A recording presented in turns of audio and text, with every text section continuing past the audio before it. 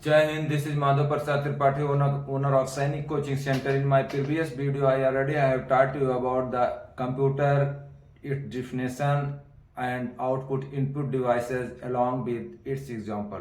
यानी मैं अपने प्रीवियस वीडियो में आपको कंप्यूटर डे 1 में, यहाँ पे डे 2 है, और आपको डे 1 में कंप्यूटर का definition, input device, output device के बारे में और उसके एग्जांपल के साथ बता दिया हूँ। आज का हमारा टॉपिक है CPU, सेंट्रल प्रोसेसिंग यूनिट। नाम सब सुने होंगे और नहीं सुने हो तो आप सुन लो, इसके बारे में अच्छी तरह आपको समझाएंगे, तो वीडियो के अंत तक बने रहिए।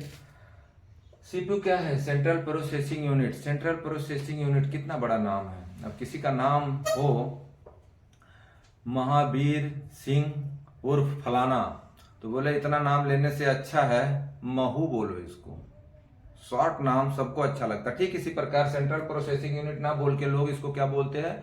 प्रोसेसर। प्रोसेसर बोल के काम चल जाता है, तो इतना नाम बड़ा लेने की जरूरत नहीं है। फिलहाल आपको पता होना चाहिए कि सीपीयू का full form central processing unit होता है। इसका आप डिफिनेशन देखेंगे तो पहला पॉइंट क्या है कि it is brain of computer commonly called the processor. It has 3 component. Number 1 ALU, CU और थर्ड है आपका मेमोरी। तो इसे प्रोसेसर के नाम से जानते हैं। इसका जो पहला भाग है उसे बोलते हैं ALU, arithmetical and logical unit. तो अर्थमेटिकल और लॉजिकल यूनिट क्या होता है? उसमें जब भी आप कोई कैलकुलेशन करते हैं, जैसे आपको बोला जाए कि 5 + 5 कितना हो, तो आप क्या करते हैं? दिमाग के अंदर जोड़ते हैं, उसको इसके बाद बताते हैं, रिजल्ट आता है 10। तो जो दिमाग के अंदर जोड़ते हैं उसे तो हम प्रोसेस कहते हैं। काम किसका है? सेंट्रल प्रोसेसिंग यूनिट का। That is a kind of process. लेकिन उस चीज को अगर बहुत ज्यादा डिजिट हो, जैसे 548 इंटू 1399 इजकल टू व्हाट, तो आप असमंजस में पड़ जाएंगे, जोड़ने में दिक्कत आएगी। वो काम आपका एलयू के अंदर बहुत शॉर्ट में होता है, सिर्फ आपको फार्मूला लगाना होगा और इंटर मारेंगे, धड़ाक से आंसर आ जाता है। तो ये जो एलयू है इसमें गणितीय और लॉजिकल मतलब होता है तार्किक, दोनों टाइप से काम किया जाता है।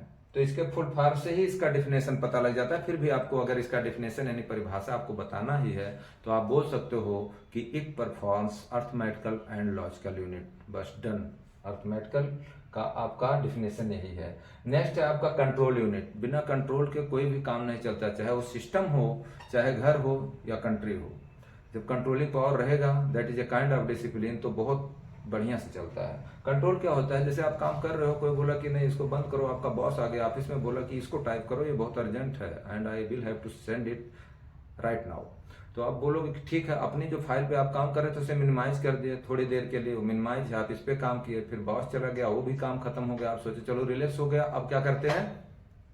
छोटा सा एक कोई वीडियो देख लेते हैं, चाहे वीएलसी मीडिया प्लेयर के सपोर्ट से या विंडो मीडिया प्लेयर के सपोर्ट से, तो वो भी देख रहे हैं। 3, 4, 6 काम आप एक साथ, टास्क मतलब मोर देन 1 टास्क आप उसमें काम कर सकते हैं। ये सब काम आप कहाँ किसके थ्रू कर रहे हैं? सीयू से। सीयू क्या होता है? Control unit. यानी कंट्रोल यूनिट के सहारे आपका पूरा काम हो जाता है। तो कंट्रोल यूनिट का अगर डिफिनेशन आपको बताना है तो आप आराम से बोल सकते हो, it controls the flow of information. यह इंफॉर्मेशन के बहाव को कंट्रोल करता है।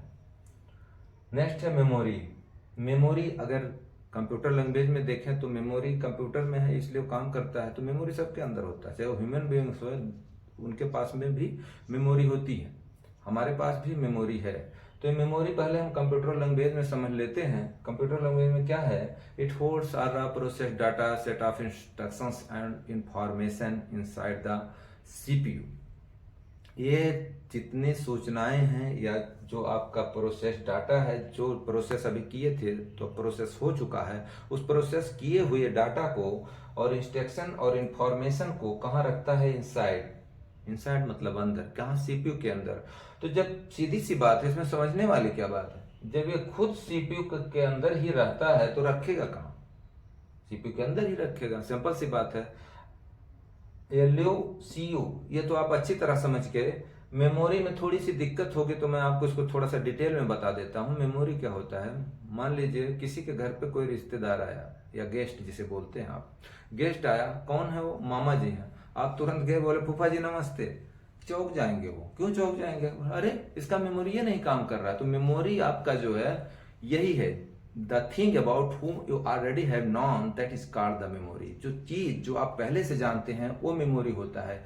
यहाँ पे मैं नाम लिख दूं, अगर ये बी एच, मान लो अमिताभ बच्चन है, AKS, ये अक्षय कुमार है। आपसे बोले कि अमिताभ बच्चन कौन है, अक्षय कुमार का, धड़ाक से बोल देंगे, बोलेंगे कि ये है अमिताभ बच्चन, ये है Akshay Kumar, because you knew about the Akshay Kumar and Amitabh Bachchan. आप पहले से ही जानते हैं अक्षय कुमार और अमिताभ बच्चन के बारे में, लेकिन जिनके बारे में नहीं जानते हैं आप कैसे बताएंगे। मान लीजिए कोई आप मूवी देख रहे हैं, वहां पे कोई न्यू हीरो जो है डांस कर रहा है और आपसे पूछे कोई ये कौन है, तब आप नहीं बता पाएंगे, because you don't know about that hero और you don't have the memory about that hero.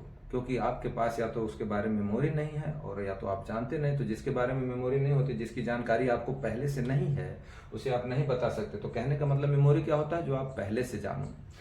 तो ये रहा आज का टॉपिक, यानी सेंट्रल प्रोसेसिंग यूनिट। ये डे 2 है। Next video YouTube video concept में डे 3 के साथ हम आपसे फिर मिलेंगे। और इस वीडियो को लाइक शेयर सब्सक्राइब करना ना भूलें, अपने सभी दोस्तों के पास इसको भेजें, जिससे वो भी जागरूक हों और अच्छी तरह घर पे बैठे बैठे भी सीख सकें। क्योंकि सबको बहुत टास्क होता है अपना, और इसके साथ घर पे बैठे सीखेंगे। सबसे अच्छी बात यह है कि आप बने रहे हमारे इस वीडियो के अंत तक, और नेक्स्ट वीडियो कॉन्सेप्ट में हम फिर मिलेंगे।